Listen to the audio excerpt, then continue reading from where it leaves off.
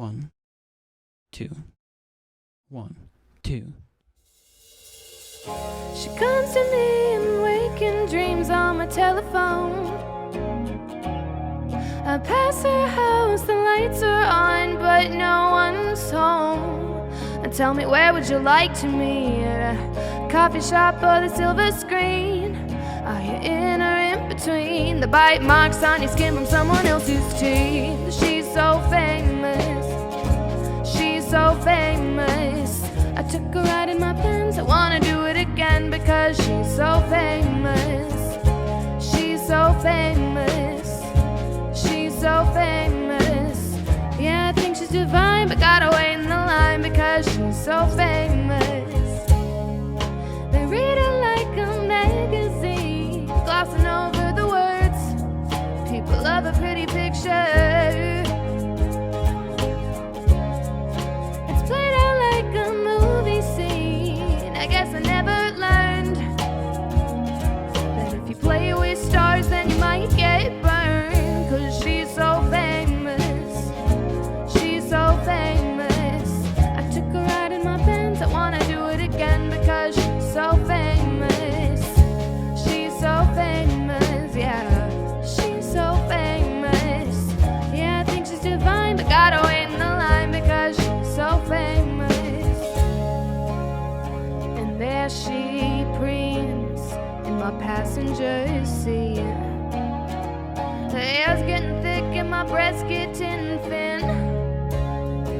I'd like to tell her how I feel, but I don't know where to begin. Cause she's so famous, yeah. She's so famous. I took a ride in my Benz, I wanna do it again because she's so famous. She's so famous. She's so famous. Yeah, I think she's divine, but gotta wait in the line because she's so famous. She's so famous, yeah.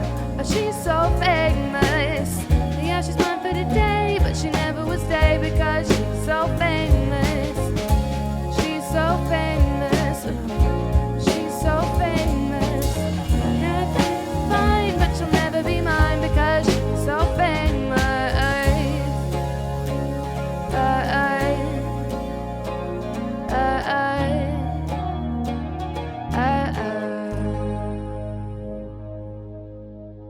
Yay! This is so exciting. Welcome to Note for Note, our show where we show you some of the best up-and-coming artists in New York City that you've never heard of. I'm Pat, next to my co-host Eddie. I'm Eddie. Hi. Good for you, Eddie. Say hi to the people. And you just saw Claire Shutters perform with her bassist, Jenn, and then our other co-host, Matt, over there on the drums. Woohoo! Sweeney Cam. We're super stoked to have you here. I mean, this is a project we've been looking forward to creating for a little bit now. We're really, really excited to see where this will be, and we're honored to have you as our first guest. Yeah, I'm super pumped and very honored to be the first one in the hot seat. It's really fun stuff. I'm excited. Yeah, I'm yeah, happy it's to be really here. exciting. Yeah. I've seen you perform that song actually a few times in the last year live in like crowded downtown New York City bars. But I feel really honored to like have you in my little basement studio, Eddie's little basement studio. You might as well have been at this Performing a point. little up close unplugged session for us. Yeah, I'm so happy to be here. So much fun. That is off your debut EP, Claire Shutter's Greatest Hits. Correct. Yes, it is. Streamable on all your favorite streaming platforms. Okay, Yes. looking for those streams. Yeah. Debut EP, Claire Shutter's Greatest Hits. Yes. Yes. I love it. Tell me more. Tell me more. So essentially, my dad, for like a very short period of time, like back in the day, he used to do like some music stuff, and he always said, if I ever put out anything, the first thing I ever put out, I'm gonna call it Greatest Hits, because like he thinks he's really funny. He's right. Don't all our dads though? That is such a dad thing. And so I was just kind of like, oh, so I'm gonna take that and I'm gonna use it, because like the concept for this EP in general was to kind of take the experience of the live shows that I've been playing and distill it into an EP so that people who don't live in the city can like experience it. The songs featured on the EP are kind of my greatest hits from like the live show. So it's a nod to my dad, but it is also kind of like a nod and a celebration of the time that I've gotten to spend playing live, like in mostly like downtown New York. It's such a pleasure. So It does strike you as like kind of silly and fun, but in like a really approachable, good branding way. oh, thank Especially you. if they're songs that you like love to play that you genuinely feel are your greatest hits. That's like at least a triple entendre. I don't know. I don't Yeah. count entendres much. But what is the gap between the first time you performed that song live and then when you finally got into a studio with it? Like how much time is in between that? That point? is a really good question. So this song, She's So Famous in particular, this is one that I wrote this song and I want to say like 20 minutes. It was because I was trying to get better at production. And so I was like, I'm going to find a really easy chord progression that I like. And it just kind of like came together. And I was like, fine. A few months later, I had booked my first ever live show for Claire Shutter's original music. And I was like, oh shit, I need to be able to play songs in front of people. And it was literally just me, a pair of boots, and this guitar on a stage by ourselves. And then eventually me and the Sweenster started working together. Sween and then Bean. Sweeney Cam. I like Sween Bean. Yeah, Bean. I like Sweeney that Bean. too. That goes back to That's what college. I've called him that Maybe That goes before back that. for so long. I was gonna say I was at that first show. Like Oh your my first God, yeah, show. you were. Yeah, no, Yes, I you remember were. that, yeah, and I remember these like glittery cowboy boots. Were they glittery? Probably. I don't know. You were like. Probably. I just remember seeing you were so tall and so blonde, and these like really like glittery, fun cowboy boots. And this was the first song I heard you do, and I was Yeah. like, wow, she's really good. So we've been talking about this release party a lot, but that release party was for Spring Cleaning, which is your next song. It is. Would you like to play it for us? Because it's very gorgeous. I can. You know, All right. just since you asked, I could do that. Only because I asked. Yeah, Right. yeah, I guess. Only that. Okay. Right. All right. Here we go. Yeah, this is Spring Cleaning. This is the first single I ever put out. So Oh yeah. here we go. All right.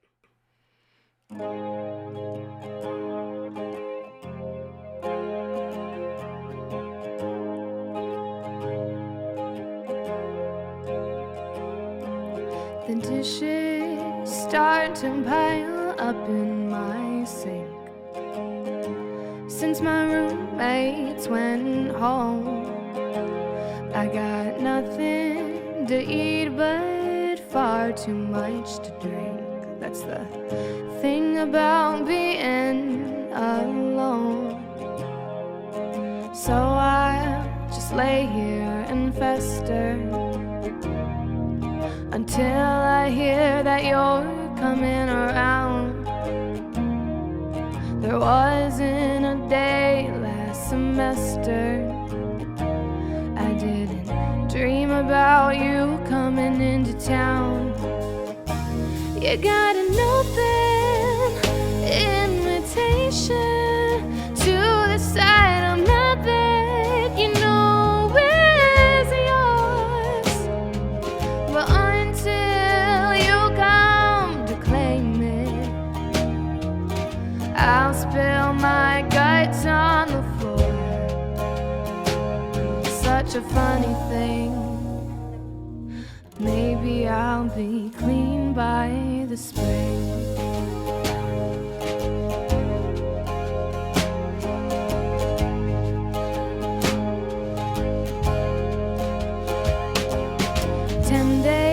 Have passed with no warning, and I haven't moved an inch. I see no sunlight in the morning. I keep the curtains drawn ever since. There's no amount of sunshine or moonlight can illuminate my circumstance. And any step that I take, it just might hurt, so I won't give myself the chance. Still, you got an open invitation to the side of my bed. You know it's yours, but until you come back to claim it, I'll spill my guts on the floor. But I'll mop them up when I hear your truck pulling up to my door. Such a funny thing. Maybe I'll be clean by the spring.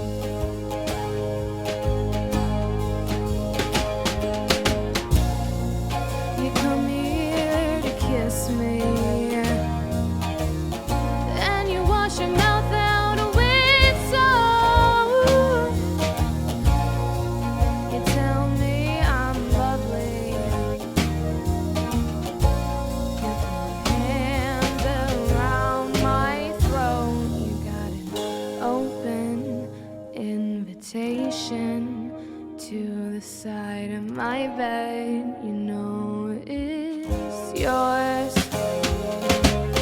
Until you come to claim it, I'll spill my guts on the floor. And I'll mop them up when I hear your truck pulling up to my door. It's such a funny thing. Maybe I'll be clean by the spring. Oh, I love that one. I love that one love so that song, much. too. God. Thank you. I have to talk about the writing of that song Okay. because I love it so much, and I kind of want to get glimpses into where your head was at, Yeah. what came first, chicken or the egg, kind of a situation. It just it flows so nicely. I have to know like how it came together for you. It's funny, different songs. This is gonna sound so like woo, but like different songs come to me in different ways. Every single song has always come to me in a Yeah. completely different way. Like I said, She's So Famous. It was like 20 minutes. I was like, "Wah," and I just like wrote it, and it happened, and it was great. This one was a little more meditative. I remember this was, of the songs that are out, this I think was the first one that I wrote. This was one that I was in an apartment during like, it was like 2020, end of the year, 2021, early that year, where it was like, it wasn't like full lockdown anymore, but everything was still kind of weird. I was essentially living by myself in a 3-bedroom apartment on the Upper East Side. I was not seeing a lot of people, and I was kind of isolated. The song is really about like not feeling like you have enough self-worth to take care of yourself for your own purposes. And when you only ever see yourself, it's like, why am I taking care of myself? Right. And so needing someone else to give you a reason to care for you is kind of like where emotionally where it comes from. But the beginning of the chorus, those were actually, and I haven't said this very many times before, this is kind of like hot tea Inside for you guys. Ooh. That was initially for a completely different song, like completely different vibe too. Totally. Interesting. It was like almost like an R&B, like sexy kind of song. The lyrics were meant for a different vibe, or the The tune and the, the feel. tune was a No, different. the Or- lyrics. Oh, The gotcha. you have an open invitation to the side of my bed, you know, is yours. Oh, okay. That was you were thinking, initially- like an R&B. Yeah, type it was like a style. totally different Interesting. vibe. Hey. And then I was playing the chords, and I was like, this fits so much better here. Uh-huh. So it like came together in smaller pieces, Mhm. but I think that the contemplation I think paid off with this one a Sure. bit. There are times where I have a really strong idea that comes kind of easily, so I get that down, and Yeah. then because I have to make more of the song, I'll try to come up with words for it, and they won't be. I feel like they're not exactly what I want to say, but they're in the ballpark. So I'm like, all right, screw it, they're good enough. Let me put this down, and then it's good enough. I wrote the version that I wrote yesterday. I slept on it, and now today, the real version of the song is here, and I feel like almost like I can't take credit for it. But like I don't know that when you say like you wrote it bits and pieces, and the meditative aspect of it probably helped you. That's how I kind of relate to that. Even over the last like 2 days, like yesterday I woke up and before work I was like da-da-da-da-da-da, and I wrote something on my journal, and then like this morning I was like, no, this is how that was supposed to be phrased, and it's just like Sure. editing is writing is editing, you know. Yeah. Oh, I love that. You should. I patent that. I did Copyright not that. I did not say that first, but it is something that I do Okay. believe in. I was listening to your songs in preparation of you coming here. I think it was even earlier this morning, and I was listening to Spring Cleaning, and it's funny that you say that hook was part of a different song, because I noticed that. It's so in the groove, and then you flip it on its head where you go, you've got an open invitation to the side of my bed. And so hearing that came from like an R&B feeling song, I love how that ended up fitting into this different song. And it's also just like the absolute opposite of what the song actually ended up being. Sure. Like this is a lot of my songwriting, a lot of this record was very like 90s nostalgia rock. But like one of the things that I love about songwriting is like the package of a genre. So like I like to play around with a lot of different genre things, which I tried to get a lot of the scope with the EP, but you know, I like writing everything. Yeah, that sounds exciting. You're talking about how, you know, you're pulling things from different places, you know. What were some of the decisions you made to keep pieces the same and then, you know, find things that were different that might have worked better in a recorded? Good question. I One thing I kind of believe in, I know this is not the same for everybody, but I feel like most of the time for me, live renditions of songs and the recorded versions of songs have very different lives.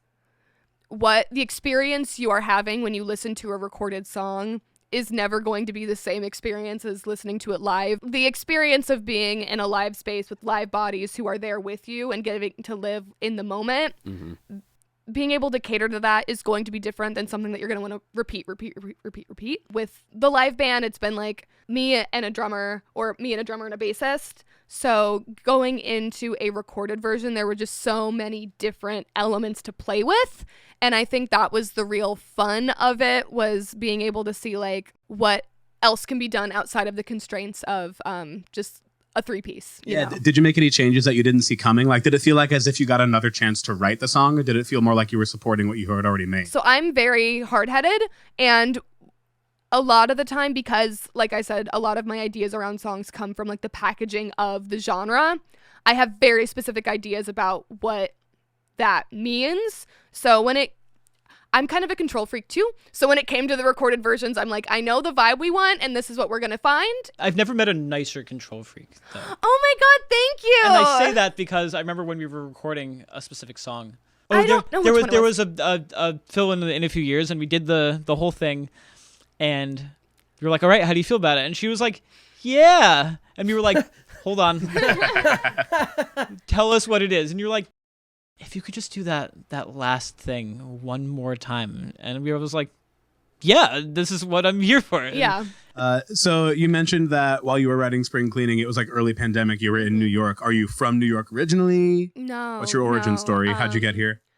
I'm from Indianapolis. For you motorsports fans out there, I am from what is called Speedway, Indiana. Is it literally called Speedway, Indiana? The town is literally Obsessed. called Speedway, Indiana. Obsessed. I've lived there for a long time. No shade to motorsports. It's not really my gig. Sure. And I remember the first time I visited New York when I was 8 years old. I looked at my mom and I go, I'm gonna live here. When you were 8? Yeah. You know how the 8-year-olds idea that talk that's to what their you said moms? to your mom verbatim. Though. Hey, Ma, I'm gonna live here. Yeah. Right in this big apple. Taking a bite out of it, man. She's like, you're from Indiana. Literally. So eventually you did live here. Yes. New York and nowhere. New York and nowhere. Forget about it. Do you want to maybe screw around and introduce your final song before you play us off this show of ours? Yeah. This is one of the, I would say, the crowd pleasers. Yeah, I'm a fan of it. This one is it's called Another Reason. Well, you're still missing 2 songs that are on that EP that haven't been performed tonight, so go stream wherever you stream your music. Claire Shutter's Greatest Hits, her debut album. She's amazing. Thank you for Take it away. being here, Claire. Play us out. Thanks for doing our first episode. We're really stoked about this. I'm stoked too. What do you know? All right. Let's kick it. All right.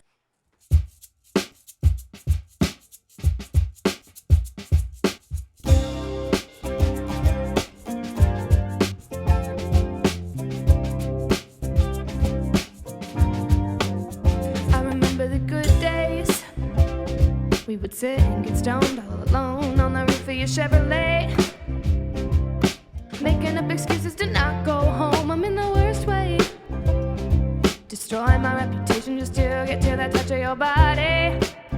But then there were the bad days, like do you recall Halloween? I dressed in my best costume and you didn't come to my party. I cried all night in the bathroom, it was a full moon, but you somehow always make me feel like I'm coming up empty. And are you even sorry? So don't give me another reason to tell you that I love you. Don't give me another reason to tell you why I don't want to. Through back alleys and dark doorways, through beds that we have made, and all the secrets you're keeping. Just don't give me another reason. No. Hey.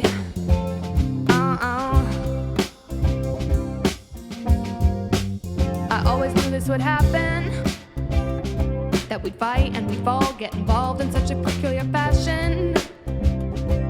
My dissonant chords go unresolved, to cry as I'm laughing. But I died just to live for your reaction. I'm bathing myself myself in satin. And I always knew they were always wrong. Never walked on a tightrope for quite this long. But now I don't intend to lose my balance. You're a bow, I'm an arrow, you pull me back. She sent me flying, got me out of whack. As long as we both live and breathe, there can be no satisfaction. So don't give me another reason to tell you that I love you. Don't give me another reason, no, to tell you why I don't want to. Through back alleys and dark doorways, through beds that we have made, and all the secrets you're keeping. Just don't give me another reason, no.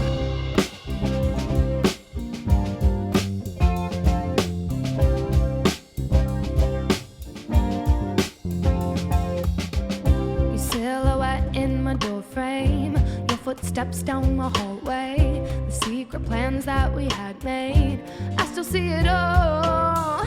The consequence of you leaving, those late nights of heavy breathing, well, we won't say how we're feeling.